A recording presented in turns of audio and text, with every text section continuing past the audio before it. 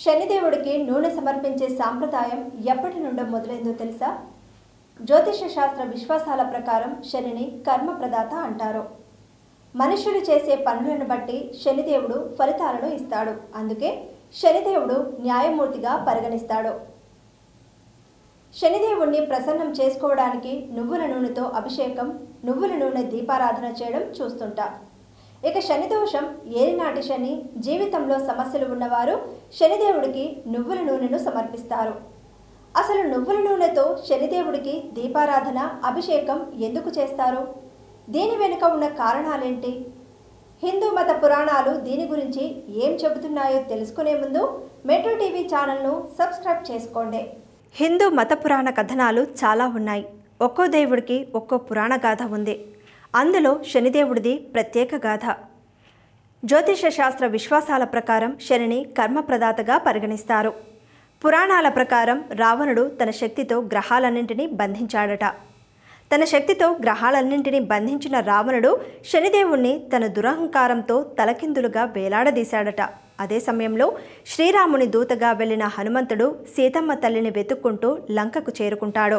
రావణుడు హనుమంతుని తోకకు నిప్పంటించినప్పుడు హనుమంతుడు లంక మొత్తాన్ని తగలబెట్టాడు. మొత్తం లంకా దహనం చేయడం వల్ల గ్రహాలన్నీ స్వేచ్ఛగా మారాయి. కానీ శనిదేవుడు తలకిందులుగా వేలాడుతూ ఉండటంతో విముక్తి పొందలేక శరీరం దెబ్బతింది.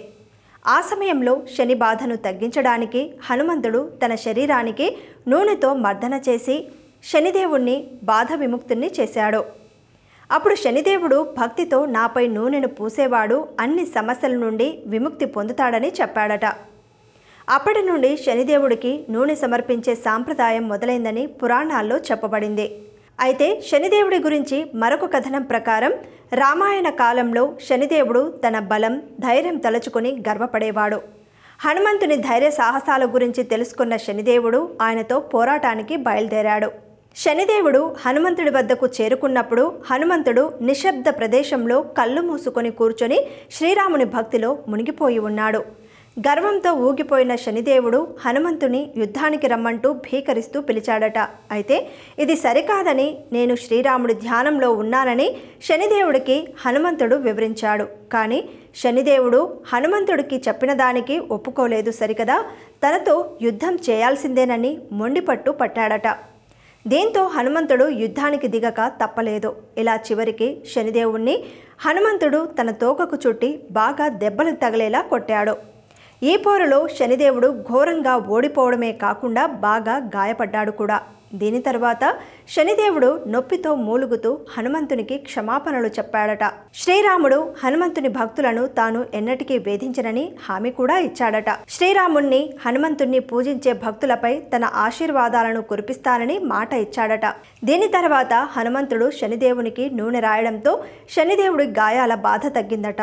అందుకే ఎవరైతే హృదయపూర్వకంగా నాకు నూనె సమర్పిస్తారో నేను అతని బాధలన్నీ పోగొట్టి కోరికలన్నీ తీరుస్తానని శనిదేవుడు మాట ఇచ్చినట్టు పురాణాల్లో చెప్పబడింది.